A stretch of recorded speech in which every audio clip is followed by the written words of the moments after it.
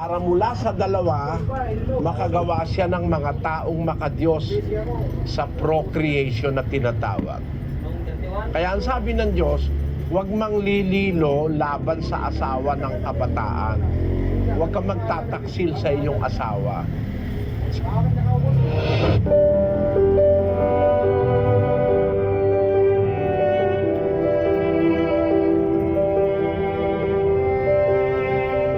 Ayaw ng Diyos yung naghihiwalay ang mag-asawa eh.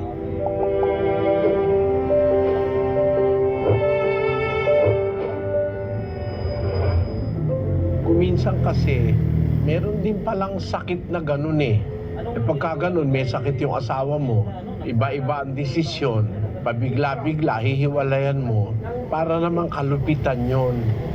Sinasabi nila yung bipolar at saka yung postpartum. Nangyayari yun because of hormonal imbalance, yung pagbabago ng kondisyon ng katawan ng babae tapos manganak, nangyayari yun. Eh kung halimbawa, nanggaling doon, hindi naman talagang ganun yung asawa mo. Tapos nagkaganon dahil sa panganganak o sa pagbubuntis, ganun. Hihiwalayan mo. Lalabas namang parang kalupitan yon, kapatid. Pero kung talagang ang isang babae ay, meron kasi talagang babaeng ganun, hindi natin maiaalis. Natural niya na yon kahit hindi pa siya nanganganak. Ang tawag sa babae na yon ay isang babaeng magagalitin. Basahin natin ang Kawikaan. Sa 22-24 tayo mag-umpisa, kapatid na Daniel. Huwag kang makipagkaibigan sa taong magagalitin, at sa mainiting tao ay huwag kang sasama. Baka ka matuto ng kanyang mga lakad at magtamo ng silo sa iyong kaluluwa. Yung tao, pag magagalitin, sabi ng Diyos, huwag kang makikipagkaibigan. At huwag kang sasama sa mainiting tao. Yung laging mainit ang ulo, laging nakasigaw. Kay babae, kay lalaki, delikadong kasama yan. Huwag kang sasama, huwag kang makikipagkaibigan. Yun ang utos. Mag-asawa ka pa ba ng ganon? Pagka napangasawa mo ganon, meron ka ng krus habang buhay. Basahin natin yung 21:19 ng Kawikaan. Lalong maigi ang tumahan sa ilang na lupain kaysa makisama sa palatalo at magagaliting babae. Mabuti pa pala yung sabi ng salita ng Diyos, tumahang ka sa disyerto, sa ilang. Mas maganda pa, mamunto ka o kaya tumahang ka doon sa ilang. Ngayon, kung malayo-layo ka naman sa ilang at nasa syudad ka, ang sabi naman sa 21:9, lalong maigi ang tumahan sa sulok ng bubungan kaysa palatalong babae sa maluwang na bahay. nasa syudad ka, wala ka na mapuntahang bundok. Sabi ng salita ng Diyos, mabuti pa yun. Magsiksik ka na dun sa bubungan, sa sulok, kaysa sa makisama ka sa isang palatalo at magagaliting babae sa maluwang na bahay. Yan, makikita mo dyan ang hirap pag nakapag-asawa ka ng magagaliting babae na walang katigil-tigil ang bunganga mula umaga hanggang gabi. Paano ba ipinapakilala ng Biblia yan? Sa 27:15 ng Kawikaan, ang sabi, ang laging tulo sa araw na maulan at ang babaeng palatalo ay magkakalintulad. mabuti sana kung walang ulan kahit may butas ang bubong. Pero kung maulan, at tiempo na maulan, butas ang bubong mo. Sasahuran mo para wag mabasa ang buong bahay. Yun naman tulo, nakakaistorbo naman sa'yo, di ka makatulong sa katutulo. Ganon yung babaeng palatalo. Dapat bang hiwalayan? Ayoko naman kasing ituro sa'yo na hiwalayan mo. Kasi ang sabi sa Biblia, sa Malakias 2:15 hanggang 16, At di baga siya'y gumawa ng isa, bagaman siya'y may labis na espiritu. At bakit isa? Kanyang hinanap ang lahing makadiyos, kaya't ingatan ninyo ang inyong kalooban, at huwag nang manglilo laban sa asawa ng kanyang kabataan. sapagkat aking kinapupuotan ang paghihiwalay, sabi ng Panginoon ng Diyos ng Israel. At siya na nagtatakip ng kaniyang damit na may karahasan, sabi ng Panginoon ng mga hukbo. Kaya't ingatan ninyo ang inyong kalooban na huwag kayong magsalita na may paglililo. Gumawa lang siya ng isang pareha nung umpisa ng sangkatauhan si Eva at si Adan. Sana yung mga kabataan makinig dito, no? Yung mga kabataang gusto mag-asawa, hindi naiintindihan yung salita ng pag-aasawa. Sabi sa Biblia, bagaman siya'y makakagawa ng marami, gumawa lang siya ng isang pareha, isang lalaki, isang babae, para makagawa siya ng isang lahing makadiyos, para mula sa dalawa makagawa siya ng mga taong makadiyos sa procreation na tinatawag.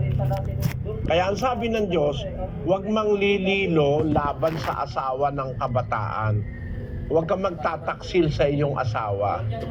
Sabi ng Diyos, sapagkat kinapupuotan ko ang paghihiwalay.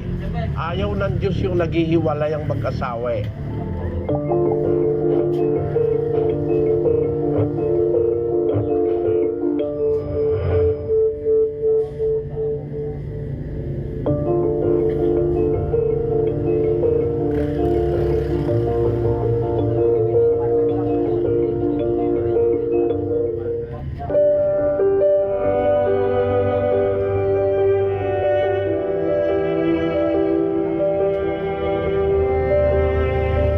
Sapat na problema para maghiwalay maliban na yung babae o yung lalaki ay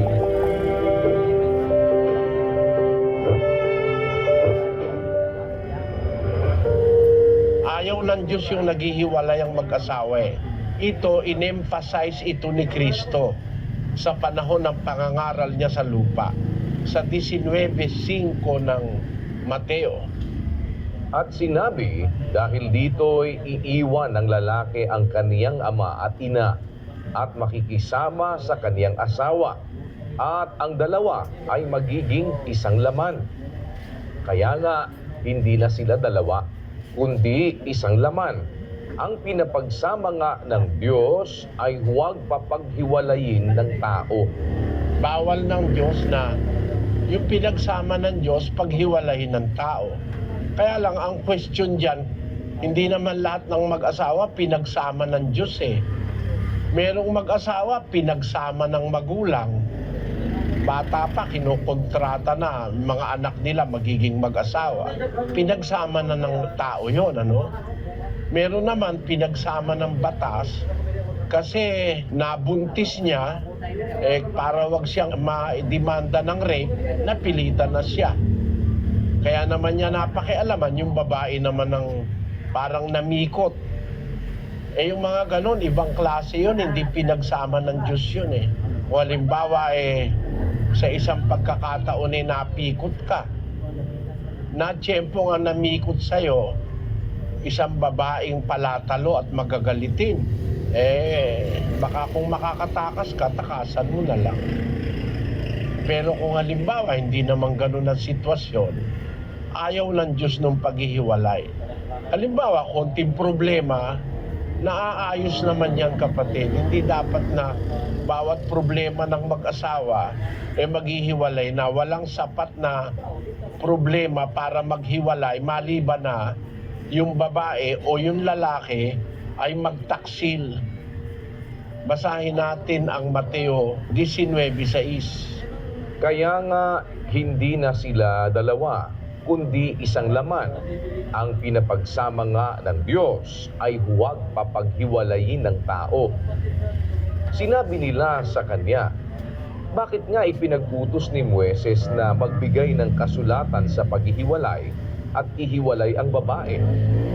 Sinabi niya sa kanila, dahil sa katigasan ng inyong puso ay ipinaubaya sa inyo ni Moises na inyong hiwalayan ang inyong mga asawa. Datapwat, buhat sa pasimula ay hindi gayon.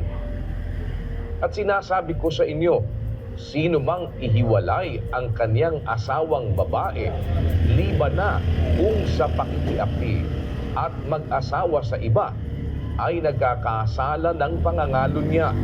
At ang mag-asawa sa babaeng yaon na hiniwalayan ay nagkakasala ng pangangalo niya. Sabi ni Kristo, sinasabi ko sa inyo, ito ang batas ni Kristo. Sabi niya, sino mang ihiwalay ang kanyang asawang babae, liban na kung sa pakikiapid at mag-asawa sa iba, ay nagkakasala ng pangangalo niya. Pagka hiniwalayan mo asawa mo, nag-asawa ka sa iba, magkakasala ka ng pangangalo niya, hindi ka maliligtas. Maliban na kung yung asawa mo nakiapid, maaaring may kalayaan ka, nahiwalayan siya.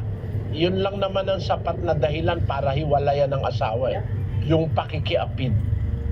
Pero bipolar, paiba-iba, hindi pa sapat yun eh. Pero kung nakiapid, pwedeng hiwalayan yung asawa. Makakapag-asawa ka sa iba na hindi ka magkakasala ng pangangalo niya.